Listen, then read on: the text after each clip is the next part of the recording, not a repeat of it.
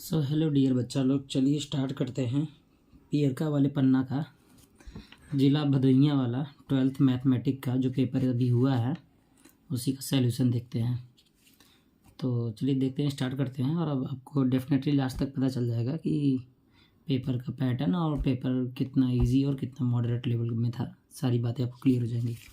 तो सबसे पहले देखेंगे यहाँ पे जो क्वेश्चन आया हुआ है, in the set of a real number the relation are defined by r a comma b a greater or equal to b square। तो यहाँ पे देखेंगे जो ये रिलेशन दे रखा है हमारे पास में r equal to a comma b such that a greater or equal less और इक्वल टू b स्क्वायर। तो जब हम यहाँ पे रिलेशन बनाएंगे, यहाँ प्योर ऑप्शनल क्वेश्चन है ये। तो पहला दे रखा है ये नॉट रिफ्लेक्सिव। तो एग्जैक्टली ये नॉट रिफ्लेक्सिव तो होगा, क्योंकि आप देख रहे हैं कि यहाँ पे रिफ्लेक्सिव का कंडीशन ये कहता है, रिफ्लेक्सिव वहाँ पे होता है। रिफ्लेक्सिव हमारा कब होता है? जब हमारा खुद का रिलेशन खुद से हो, जैसे ए का रिलेशन ए से, ठीक है ना, बी का रिलेशन बी से। तो अगर ऐसा कहीं रिलेशन मिलता है खुद का रिलेशन खुद से हो तो वो हमारा रिफ्लेक्सिव होता है। बट जब हम ए की वैल्यू अगर हम ए ले रहे हैं तो बी की वैल्यू अगर हम यहाँ पे कुछ रखेंगे तो जाहिर सी बात है इसकी वैल्यू, जैसे हमने ए की वैल्यू 1 रखा और बी की वैल्यू हम 2 रखेंगे तो ये 2 का 1 रखेंगे तो 1 का स्क्वायर होगा। तो यहाँ तो 1 मिल रहा है लेकिन यहाँ वैल्यू बराबर या बड़ी कह रही है। तो इसका मतलब ये है कि हम कहेंगे अगर ए की जगह हम 2 रख रहे हैं और बी की जगह हम कोई नंबर रख रहे हैं, क्योंकि ए बी अलग अलग है। तो बी की जगह अगर हम 2 रख रहे हैं तो इसकी वैल्यू कितनी हो जाएगी? इसकी वैल्यू हो जाएगी 4 और इसकी वैल्यू रह जाएगी 2। तो हम यहाँ पे ये कह सकते हैं कि ये भाई वैल्यू 2 जो है ना वो छोटी है और ये 4 क्या है? बड़ी है, और दोनों में कोई रिलेशन नहीं है। तो यहाँ पे हम ये कह सकते हैं कि ये रिफ्लेक्सिव तो नहीं होगा, क्योंकि खुद का रिलेशन खुद से नहीं बन रहा है। अगर एक वैल्यू मैं कुछ भी रखूँ दूसरी वैल्यू स्क्वायर हो जाएगी, तो रिलेशन तो खुद का खुद से नहीं बनेगा। इसका मतलब ये रिफ्लेक्सिव नहीं होगा। उसके बाद में बात आती है यहाँ सिमेट्री की। तो सिमेट्री का रिलेशन होता है, अगर ए का संबंध बी से है और तो बी का जो रिलेशन ए से बी का है, वही रिलेशन बी से ए का होना चाहिए, सेम रिलेशन होना चाहिए। तो यहाँ पे दिखाई दे रहा है कि अगर मैं ए बराबर कोई संख्या लूँगा, जैसे मैं 4 ले लेता हूँ, तो बी बराबर मैं 5 ले लेता हूँ, तो हम ए को तो कहेंगे ए है, लेकिन ए को कहेंगे हम 4 है, लेकिन हम बी को कहेंगे 5 का स्क्वायर 25 है। तो हम यहाँ पे ये कभी नहीं कह सकते कि जो ए का रिलेशन, जो जैसे ए अगर भाई हुआ और बी भी भाई हुआ, तो हम कहेंगे, ऐसे कह सकते हैं कि जो भाई का रिलेशन भाई से है वही भाई के रिलेशन जो पहले वाले भाई के रिलेशन उसके छोटे वाले भाई से हैं। तो छोटे वाला भाई के रिलेशन बड़े, दोनों आपस में कह सकते हैं भाई भाई है। तो दोनों अगर भाई हैं तो ये रिफ्लेक्सिव हो सकता है। लेकिन एक बड़ा है और एक छोटा है, तो बड़े और छोटे में जब कंपेयर करेंगे तो ये ऐसा नहीं हो पाएगा। इसलिए ये क्या नहीं है? ये सिमेट्री भी नहीं है। तो ये सिमेट्री भी नहीं है। और लास्ट बचता है ट्रांजिटिव। तो ट्रांजिटिव का कंडीशन है कि ए का रिलेशन बी से हो जाए, बी का रिलेशन सी से हो जाए और सी का रिलेशन ए से हो जाए। बट यहाँ पे तो फंक्शन जो है हमारे पास में, रिलेशन जो है वो सिर्फ ए का बी से दिखा रहा है, इसका मतलब ये ट्रांजिटिव भी नहीं होगा। तो ऐसा कौन सा ऑप्शन है जो नॉट रिफ्लेक्सिव, नॉट सिमेट्री और नॉट ट्रांजिटिव है? तो वो है आंसर ऑप्शन नंबर डी। तो इसका ऑप्शन नंबर डी सही होगा।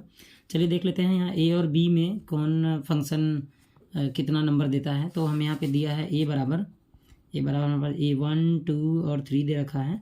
तो बी बराबर दिया है हमारे पास में ए कामा बी दिया है। तो सिंपली हम यहाँ पे कर लेंगे ए क्रॉस बी निकाल लेंगे। तो ए क्रॉस बी का मतलब क्या है कि जैसे कि अगर हम ए क्रॉस बी निकालेंगे तो 1 2 3 का हम मल्टीप्लाई किस में कर रहे होंगे? ए कामा बी में कर रहे होंगे। तो हम ए का ए के साथ 1 1 का बी के साथ 1 बी, ऐसे 2 का ए के साथ, फिर 2 का बी के साथ, ऐसे 3 का 1 के साथ, और फिर ऐसे ही 3 का बी के साथ। तो 1 2 3 4 5 6 बने, इसलिए इसका जो नंबर ऑफ फंक्शन होंगे वो हमारा होगा 6। चलिए यहाँ पे देखते हैं, यहाँ पे ये सी वाला ऑप्शन क्या कह रहा है? सी कह रहा है कि which value lambda are the vector इतना आर परपेंडिकुलर। तो 2 वेक्टर जब परपेंडिकुलर होता है तो उनके डॉट प्रोडक्ट क्या होने चाहिए? 0 होने चाहिए। तो सिंपल सी बात है, हमारे पास में जो पहला वेक्टर जो दिया है हमारे पास लेमडा आई, मतलब इसको ये मान लेते हैं lambda I plus J plus के, और बी बराबर हमारे पास में है आई माइनस 4j और प्लस 2k। तो यहाँ पे हम कर लेंगे ए डॉट बी। अगर हम ए डॉट बी करते हैं तो lambda I plus J plus के, सीधा बात है कि हम अगर कहें कि ए डॉट बी क्या मिलना चाहिए, हमारे 0 मिलना चाहिए। तो इन दोनों का प्रोडक्ट 0 मिलना चाहिए। तो आई इसका lambda I plus J plus के का इसके साथ डॉट कर देते हैं, आई माइनस 4j और प्लस 2 के साथ डॉट करेंगे तो क्या मिलना चाहिए 0। तो इसका इसमें मल्टीप्लाई होगा तो ये लेमडा जे का जे में तो हो जाएगा -4, के का के में तो हो जाएगा, यहाँ जो दिखाई दे रहा है 2, तो यहाँ पे 2 बचेगा बराबर 0। तो ये लेमडा बराबर आ जाएगा आपका 4 में से 2 गया 2 और उधर जाएगा +2 हो जाएगा, तो यहाँ वैल्यू +2 आएगी। तो ऑप्शन नंबर कौन सा होगा, बी। ओके, नेक्स्ट बात करते हैं। यहाँ पे दिखाई दे रहा है x e के पावर -x। तो x e के पावर -x को देखेंगे तो यहाँ पे देख लेते हैं डी वाले का क्या होगा, ऑप्शन नंबर डी। तो x e के पावर -x है, ये partial by integration by part, integration by वो है आइलेट वाले रूल से, ठीक है ना। तो खंडशः समाकलन जिसे कहते हैं, तो इंटीग्रेशन बाई पार्ट, तो ये हमारा हो जाएगा लास्ट फंक्शन और ये हो जाएगा हमारा फर्स्ट आइलेट रूल से, IL, चलिए रूल भी बता देते हैं, ILATE। तो आइलेट में एक्सपोनेंशियल लास्ट में आ रहा है, तो ये लास्ट मतलब दूसरा नंबर और बाकी जो एलजेब्रिक है वो पहला नंबर। तो चलिए x को बाहर करते हैं, e के power -x dx minus D by d x, x का डिफ्रेंशिएशन करते हैं और e के पावर -x dx और इनके बाहर होल का बाहर dx लगाते हैं। तो x e के पावर -x माइनस इसका हो जाएगा 1 और e के पावर -x का e के पावर -x होगा, बटे में -1 आएगा, ये -1 +1 हो जाएगा, ठीक है ना। और फिर e के पावर x का किया जाएगा तो वो क्या हो जाएगा, ठीक है ना। फिर से e के पावर x का करेंगे तो आई थिंक आ जाएगा x e के पावर x और इसका फिर से करेंगे तो ये फिर से e के पावर x ही होगा और ये माइनस क्या हो जाएगा, प्लस हो जाएगा। तो -e के पावर -x, मतलब हम e के पावर x -x कॉमन लेंगे तो x -1 समथिंग बचना होगा, x -1। तो e के पावर x कॉमन होगा और ये बचेगा x -1, e के पावर -x कॉमन होगा और ये बचेगा e के पावर -x कॉमन होगा और ये बचेगा x -1। ऑप्शन कौन सा मैच किया, x -1, e के पावर x कॉमन होगा, ठीक है। तो x -1 e के पावर x कॉमन होगा, x -1 बचेगा, तो ऑप्शन नंबर सी सही है, ठीक है। यहाँ पे देखते हैं, आगे बढ़ते हैं। यहाँ दिखाई दे order of the differential equation. तो यहाँ पे क्या है कि सिंपल सा दिख रहा है कि अगर जिसका ऑर्डर पूछेगा तो ऑर्डर जो हायर डिफरेंशिएशन का और हायर डिफरेंशिएशन जो होता है वहीं उसका क्या होता है, ऑर्डर होता है। तो हायर डिफरेंशिएशन क्या है, हायर डिफरेंशिएशन, तो हायर डिफरेंशिएशन ये 3 बार हुआ है और ये 1 बार ही हुआ है। इसका अगर हम पावर तो पूछा नहीं है, ये तो सिर्फ ऑर्डर पूछा है, कोटि पूछा है। तो इसका मतलब ये है कि जो हायर डिफरेंशिएशन होगा, जो जितनी बार डिफरेंशिएट किया गया होगा वही हमारा उसका ऑर्डर होगा, तो इसका 3 होगा, ठीक है ना। आगे बढ़ते हैं। Find the principal value of root में -x। तो इसका हो जाएगा आपका माइनस बाहर निकलेगा, ये माइनस साइन बाहर निकल जाएगा और ये कोसेक इनवर्स रूट टू होती है π/4 की वैल्यू, इसका -π/4 आ जाएगा आंसर, ठीक है। इसका -π/4 आ जाएगा डायरेक्टली, √2 कोसेक π/4 की वैल्यू होती है तो यहाँ माइनस लगा दीजिए। फिर यहाँ पे ये दिखाई दे रहा है find the differential coefficient of cos sin x² with respect to x। Differential coefficient हमें निकालना है इसका, find the differential coefficient of cos sin x² with respect to x। चलिए बहुत ही आराम से निकाल लेते हैं। तो बहुत ही ईजी सा क्वेश्चन है ये, cos sin x²। तो चलिए विद रिस्पेक्ट टू x निकाल लेते हैं, dy/dx। सिंपल सा बात है, हम cos का करेंगे तो क्या हो जाएगा, cos थीटा करेंगे तो क्या हो जाएगा, माइनस साइन थीटा मतलब साइन x²। देखिए मैं आपको शॉर्टकट में तरीका बताता हूँ। जैसे मैं इसका डिफ्रेंशिएशन करूँगा, dy/dx cos साइन x² का करूँगा तो इनटू dy/dx मुझे साइन x² का भी करना होगा, फिर गुणे dy/dx मुझे किसका करना पड़ेगा, x² का करना पड़ेगा। फिर x² के अंदर क्या है, गुणे dy/dx x है तो उसका भी करना पड़ेगा जब तक वैल्यू 1 ना जाए। तो चलिए cos का क्या होगा, माइनस साइन x², ये हो जाएगा। साइन x² का क्या होगा, तो साइन x का उत्तर होना चाहिए आपका cos x², ठीक है ना। और ऐसे x² का क्या होगा, तो हो जाएगा 2x और x का क्या हो जाएगा 1। तो ये जो पूरा दिखाई दे रहा है बस ये हमारा आंसर है, ठीक है। तो आगे बढ़ते हैं और सी वाला देखते हैं।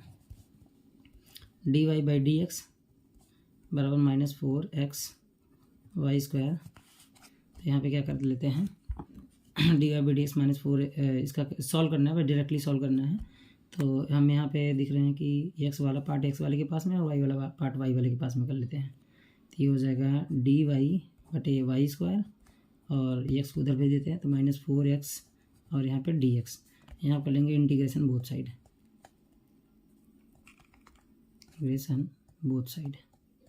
अगर हम इंटीग्रेशन बोथ साइड करेंगे तो सिंपली ये y² का क्या हो जाएगा, हम इसको y पर -2 लिख सकते हैं डी वाई, और ये हो जाएगा -4 बाहर x डी एक्स। चलिए अच्छे से लिख लेते हैं। तो y पर -2 + 1 बटे -2 + 1 बराबर -4, यहाँ हो जाएगा x² बटे 2 प्लस c लगा दीजिए।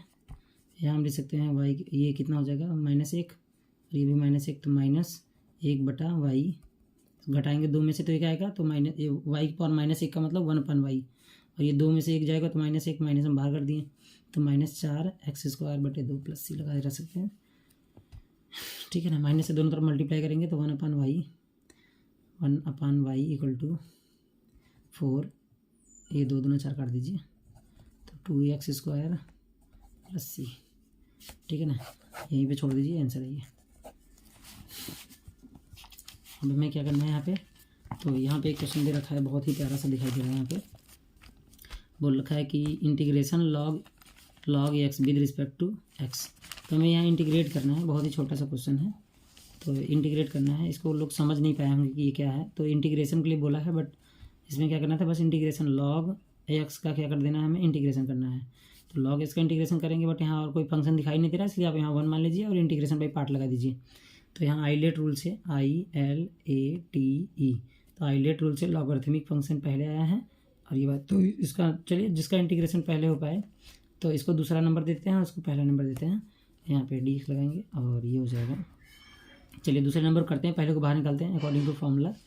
तो यहाँ पर जाएगा log x, इसको बाहर कर दीजिए 1 dx माइनस यहाँ पे क्या हो जाएगा D by d x log x का डिफ्रेंसिएशन, और जिसका किया है उसी का फिर से करेंगे और बाहर में क्या लगा देंगे dx। सिंपल क्या हो जाएगा ये log x, ये ई है यार, ये नीचे बेस में रहता है ये हमेशा, log x, और ये dx क्या हो जाएगा x माइनस ये हो जाएगा 1/x, और इसका हो जाएगा x dx, x कट जाएगा, ये हो जाएगा x log x, ये लगा सकते हैं आप, माइनस dx का क्या हो जाएगा x हो जाएगा। ठीक है ना, तो आप यहाँ x कॉमन ले सकते हैं, ये बचेगा log x -1 और प्लस c लगा सकते हैं। ठीक है ना, प्लस c लगा सकते हैं, बस यही आंसर हो जाएगा इसका, सिंपल। ठीक है ना, आई होप समझ में आ रहा है क्या करना है इसको। चलिए आगे बढ़ते हैं। तो यहाँ पे एक क्वेश्चन और दिखाई दे रहा है, यहाँ पे क्या है, प्रोबेबिलिटी का क्वेश्चन है, बहुत छोटा सा बच्चा सा प्यारा सा। क्या दे रखा है यहाँ पे, ई बराबर इफ़ 2PA बराबर PB बराबर 5/13 एंड, चलिए जब वैल्यू दे रखे हैं तो हमें क्वेश्चन लिखने की जरूरत नहीं है, सीधा PA/B निकालते हैं।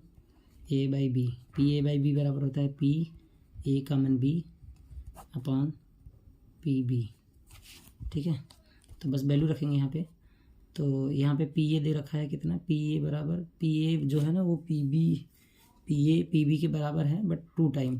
तो यहाँ से हम निकाल सकते हैं, PB तो हमें पता ही है कितना है, हम PA भी निकाल सकते हैं।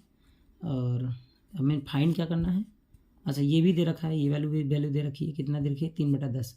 यहाँ पे PA/B भी कितना दे रखा है 3/10। तो सारी वैल्यू दे रखी है, दिखाई भी दिया है, हमें ये निकालना है। अच्छा ठीक है, हमें कॉमन वाली वैल्यू, हमें यहाँ कॉमन होता है बट ये यूनियन पूछा है, तो चलिए निकाल लेते हैं। सिंपल से हमें क्या करना होगा, हमें एक बात बताना चाहिए, पहले हम यूनियन निकाल लेते हैं। तो PA यूनियन मतलब PA कॉमन B बराबर होगा PA/B गुणे PB होगा।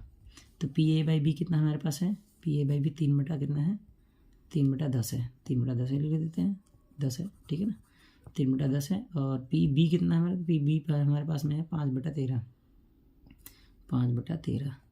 तो ये हो जाएगा 5 दूना 10 और ये हो जाएगा 3 × 3 13 दूना 26।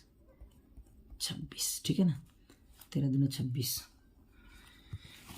तो यहाँ पे दिखाई दे रहा है हमारे पास में PA कॉमन भी निकल चुका है।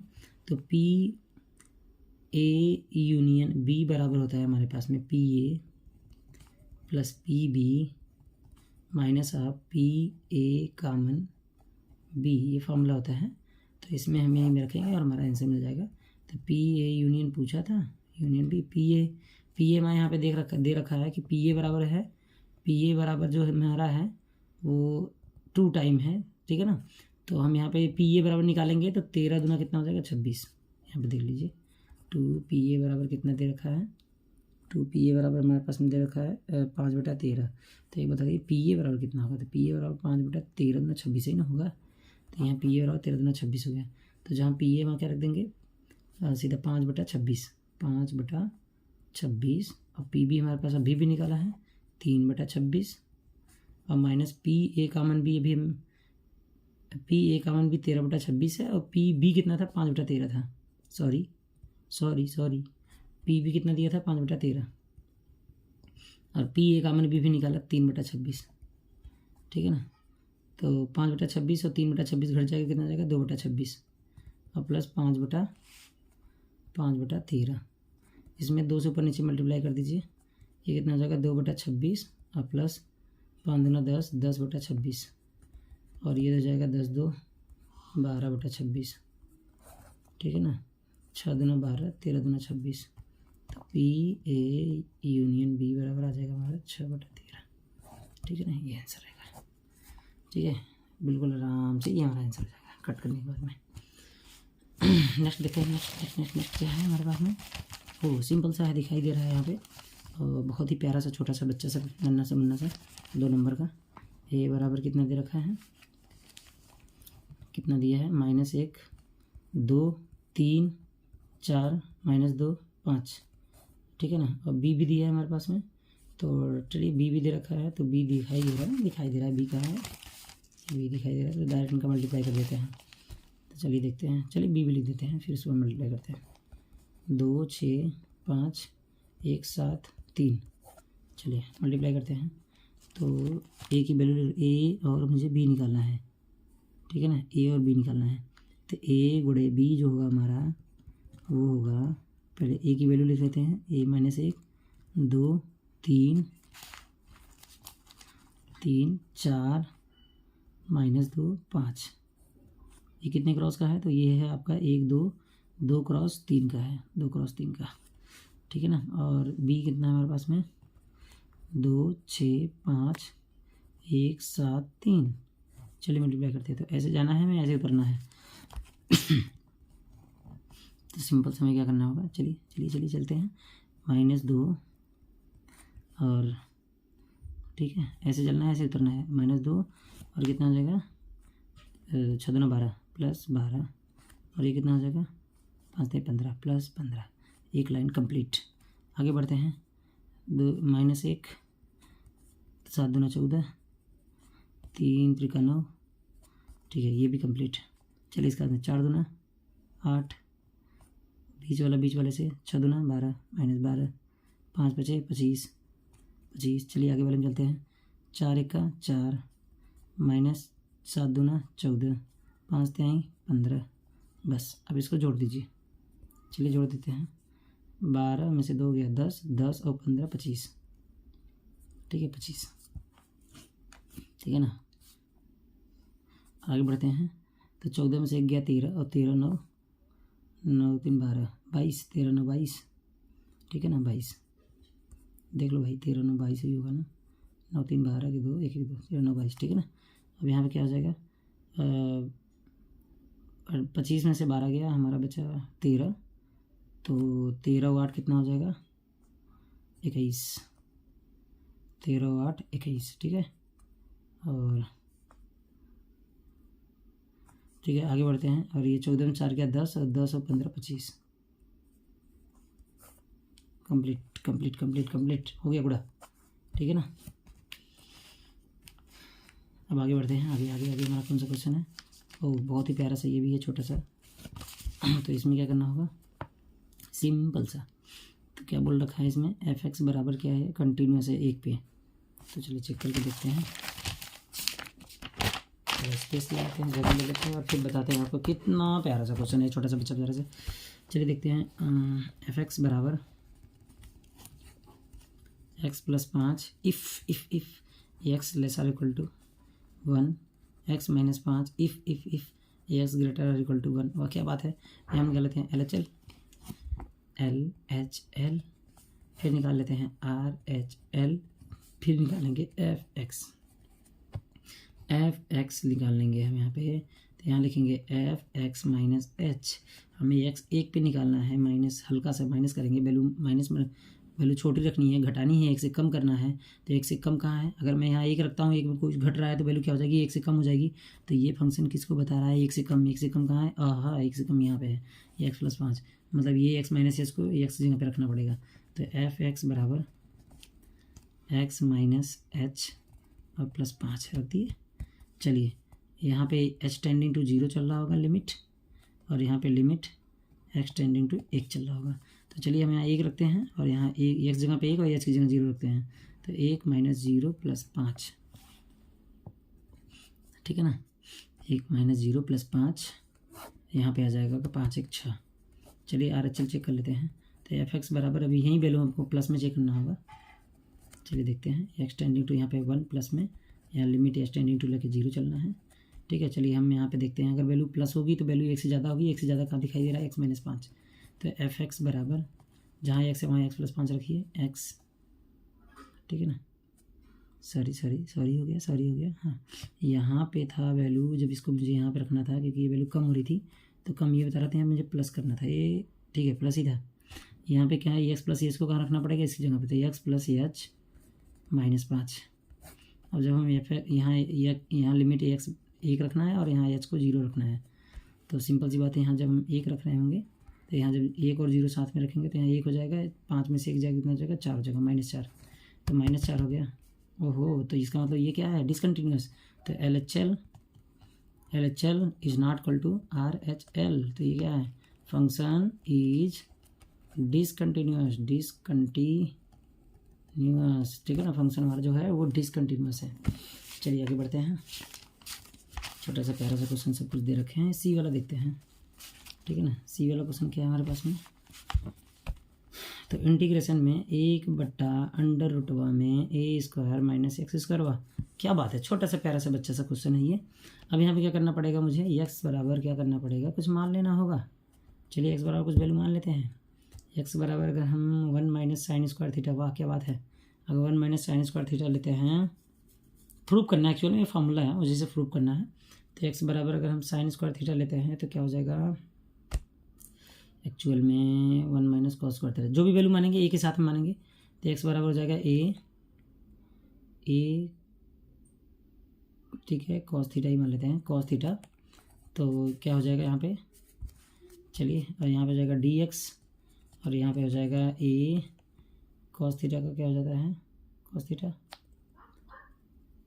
हो जाएगा माइनस साइन थीटा, ठीक है, कॉस थीटा हो जाएगा minus of sine theta D theta. चलिए ये वैल्यू पुट करेंगे यहाँ पे हटा के पुट करते हैं, डी एस जब क्या रख देंगे, minus A sine theta D theta √1 में ए स्क्वायर माइनस ए स्क्वायर कॉस स्क्वायर थीटा।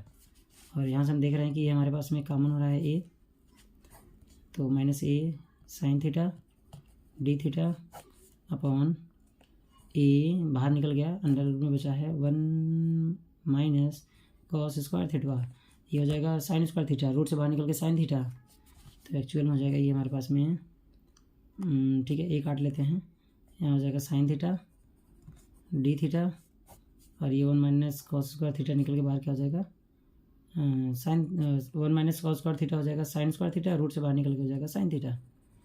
तो यहाँ पे माइनस था, यहाँ पे ये कट रहा होगा, तो वैल्यू यहाँ बचेगी डी थीटा क्या आ जाएगा, थीटा, हद है भाई, थीटा की वैल्यू यहाँ से निकाल लीजिए, थीटा की वैल्यू यहाँ निकालिए, हमने लेट किया था, लेट एक्स बराबर ए कॉस थीटा, एक्स बराबर ए कॉस थीटा, तो कॉस थीटा बराबर क्या हो जाएगा, एक्स बाई ए हो जाएगा। तो थीटा बराबर क्या हो जाएगा, कॉस इनवर्स एक्स बाई ए हो जाएगा, ठीक है। तो बस थीटा की जगह वैल्यू रख देते हैं, cos inverse X by A plus C. ये हुआ क्या भाई, एक जगह में जो कॉस थीटा रखना था मैंने डिफ्रेंशिएशन किया तो डी एक्स बराबर ही कॉस थीटा क्या हो जाएगा साइन थीटा डी थीटा।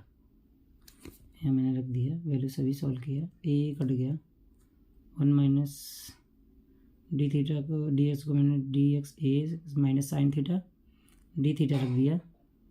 और यहाँ पे मैंने इस जगह पे जब साइन को कॉस को रखा तो ए स्क्वायर कॉस स्क्वायर थीटा हो गया, ए बाहर निकल गया, ए से कट गया 1 minus cos square theta sine square theta हो गया, रूट से बाहर निकला साइन थीटा हो गया, साइन थीटा घर चला गया, थीटा का डी थीटा का थीटा होगा, थीटा की वैल्यू निकाल लिया तो वैल्यू तो यहीं आ गई। इसमें क्या था, इसमें तो कुछ था ही नहीं। ठीक है, तो यहाँ पे है हमारा ये सोल्यूशन इसका, बहुत ही प्यारा सा छोटा सा था, नन्ना सा मन्ना सा। आगे बढ़ते हैं, यहाँ पे क्या है हमारे पास, तो एक क्वेश्चन दिखा रहा है find the area of the parallelogram adjacent side are represented by the vector. क्या बात है, छोटा सा प्यारा सा नन्ना सा मुन्ना सा ये एल के जी वाला क्वेश्चन पूछ रखा है इसमें। तो देखते हैं क्या दे रखा है, ए बराबर क्या है 3i plus 2j plus 2k और बी बराबर दिया है हमारे पास है i plus 2j minus 2k। क्या बात है, तो पैरेललोग्राम समझ पैरेललोग्राम तो पैरेललोग्राम का जो एडजेसेंट साइड होता है ये और ये और ये, तो इनके जो एरिया निकालना है, एरिया तो सीधा बात है ना, ए क्रॉस बी होता है, बात खत्म। एडजेसेंट साइड का जो भी निकालना था ए क्रॉस बी निकालना होता है। चलिए ए क्रॉस बी निकाल लेते हैं, तो ए क्रॉस बी आई जे के, पैरेललोग्राम का एडजेसेंट साइड का एरिया जो होता है वो mod of A cross B होता है। तो चलिए आई जे के निकाल लेते हैं, तो आई मतलब 3 2 2 1 2 माइनस 2। चलिए निकालते हैं आई ये वाला लाइन गया, ये लाइन गया तो कितना हो जाएगा, दोनों 4 माइनस 4 और ये दोनों 4 माइनस 4। चलिए जे पे आ जाते हैं माइनस जे, चलिए ये लाइन गई और ये लाइन गया तो कितना हो जाएगा 3 दूना 6 माइनस 6 एक माइनस 2। चलिए के पे आ जाते हैं प्लस के, तो ये वाली लाइन गई ये लाइन गया तो कितना हो जाएगा 3 दूना 6 माइनस 2 का 2। चलिए देखते हैं 4 4 8 माइनस 8 आई और कितना हो जाएगा ये 6 2 8 माइनस 8 और ये माइनस पहले से तो प्लस 8 जे और ये 6 में से 2 गया तो समथिंग 4 बचा प्लस 4 के। ठीक है ना, और ये हमारे पास में ए क्रॉस बी है, अभी इसका मॉड लेना पड़ेगा। तो ये हमारे पास में ए क्रॉस बी निकला है, अब इसका हम क्या करेंगे, अब इसका मॉड लेंगे, ए क्रॉस बी का मॉड लेंगे। ठीक है ना, इसका मॉड लेंगे तो ये हो जाएगा 8 का स्क्वायर माइनस 8 का स्क्वायर प्लस माइनस 8 का स्क्वायर प्लस 4 का स्क्वायर, तो ये हो जाएगा आपका 64 16। देख लेते हैं 6 4 10 4 14 की 4 6 6 12 1 13 1 14 144। थैंक गॉड 12 निकल के बाहर आएगा। ठीक है ना, 144 मतलब 12। ठीक है ना, इसका एरिया जो निकल के आएगा वो 12 आएगा, 12 यूनिट स्क्वायर है, आप यूनिट स्क्वायर लिख सकते हैं। अब आगे बढ़ते हैं, क्या क्वेश्चन है इसमें, A relation R is defined in n cross n as follows: A, B relation C, only C and D if only if AD BC prove that are an equivalence relation। Equivalence relation का मतलब कि जो सब कुछ हो जाए, सब कुछ। इक्विवेलेंस रिलेशन क्या होता है आपको प्रूव करना है, बहुत ही छोटा सा प्यारा सा क्वेश्चन है बच्चा वाला। आपको क्या करना है, जैसे कि इक्विवेलेंस रिलेशन किसे कहते हैं, जब वो सिमेट्री हो जाए, रिफ्लेक्सिव हो जाए और ट्रांजिटिव भी हो जाए।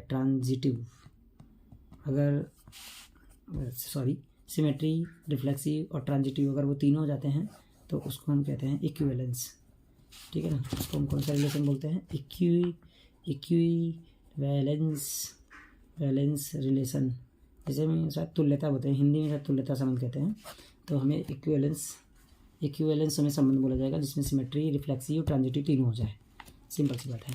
तो यहाँ पे दे रखा है कि हम कार्टेशियन प्रोडक्ट निकाले एन से एन का, ए कामा बी सी कामा डी दिया है, और यहाँ पे एक चीज़ if and only A D बराबर बी सी प्रूव दैट। तो प्रूव भी करना है तो आप कर सकते हैं बिल्कुल आराम से, कुछ करना नहीं इसमें। ठीक है, तो सिंपल सा बात है कि ए का बी रिलेशन में दिया है सी से डी का। ठीक है ना।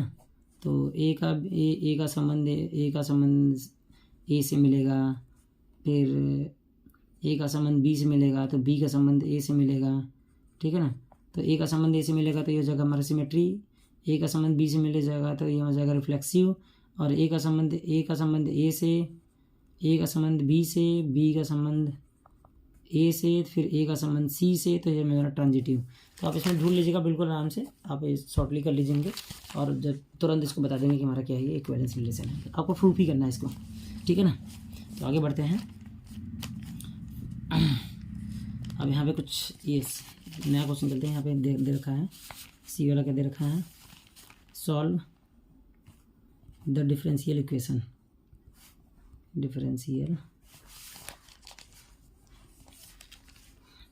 क्या दिया है वो डिफरेंशियल इक्वेशन। तो हमारे पास में दे रखा है dy/dx बराबर y बराबर 1 दिया है। सिंपल सा क्या कर लेंगे, देखिए सॉल्व कर देते हैं इसको हम। dy/dx प्लस y बराबर क्या दे रखा है 1, तो इसका हम कंपेयर कर लेंगे, कंपेयरिंग dy/dx प्लस py बराबर q। तो यहाँ पे p की वैल्यू कितना दे रखा है 1, यहाँ गुणा किसका है 1 का, q की वैल्यू कितना दिया है 1, p भी 1 q भी 1। सिंपल से हम बात कर लेंगे, इंटीग्रेशन फैक्टर निकालेंगे। इंटीग्रेशन फैक्टर बराबर होता है e की power p dx p dy, ठीक है ना। तो यहाँ पर हो जाएगा e की पावर p का मतलब कितना है 1 और dy, y का मतलब हो जाएगा y, e की पावर y, ठीक है ना।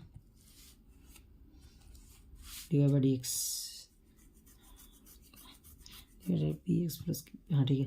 तो यहाँ पर यहाँ पे e की पावर p dx होता है और dx कितना हो जाएगा x, e की पावर x। तो हमारे पास e की पावर x हो गया, और यहाँ पे एक फॉर्मूला होता है इंटीग्रेशन फैक्टर इंटू y बराबर integration factor into q into dx।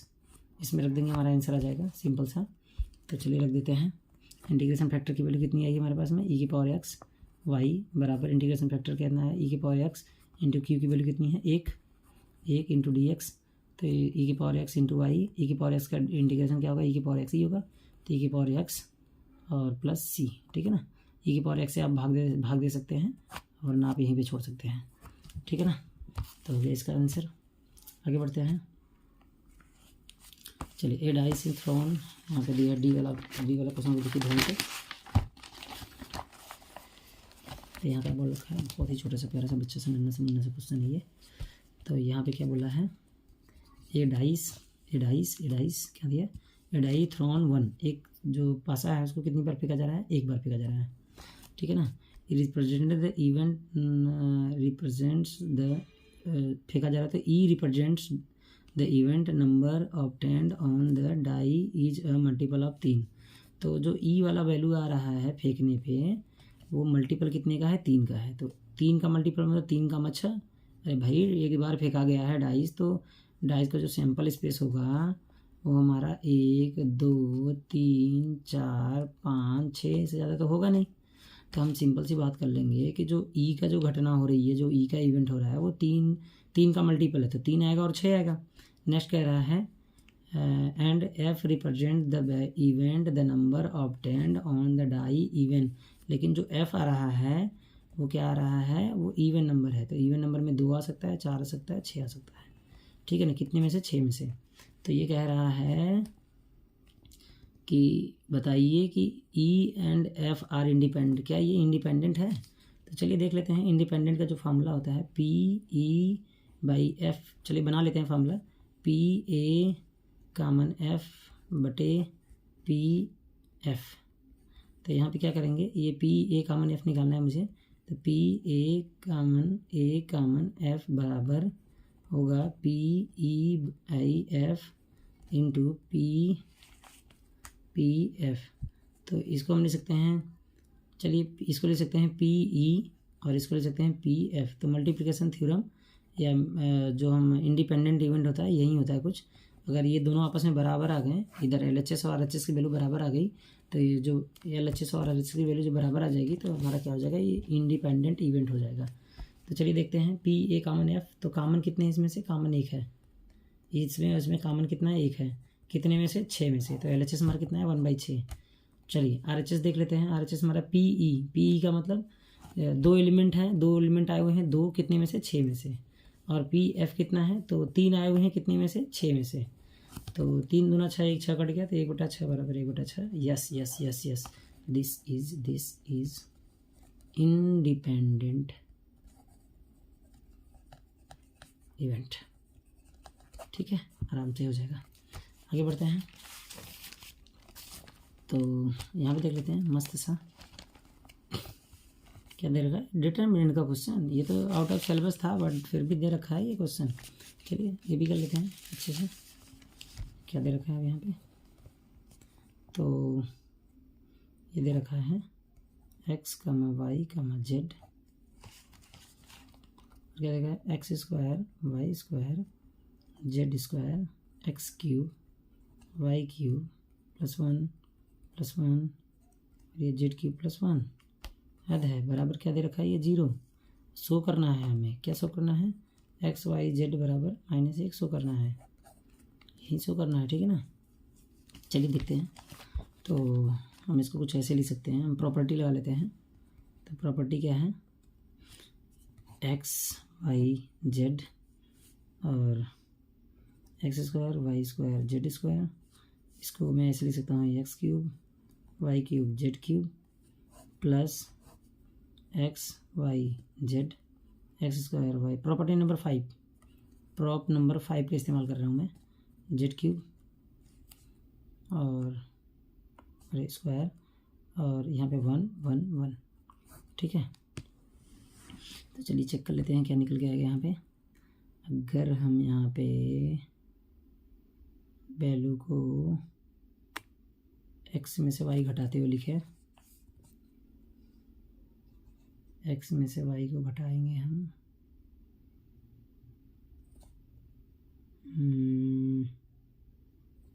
x minus y, x square minus y square. हमें ये ध्यान रखना है क्वेश्चन बड़ा नहीं होना चाहिए। कहीं से कोई 0 निकल रहा हो तो उसे हम तुरंत 0 करेंगे। तो कुछ मिला हमारे पास में जो 0 के बराबर होने वाला है, यस नो। इस लाइन में हमें कोई कॉमन दिखाई दे रहा है, नहीं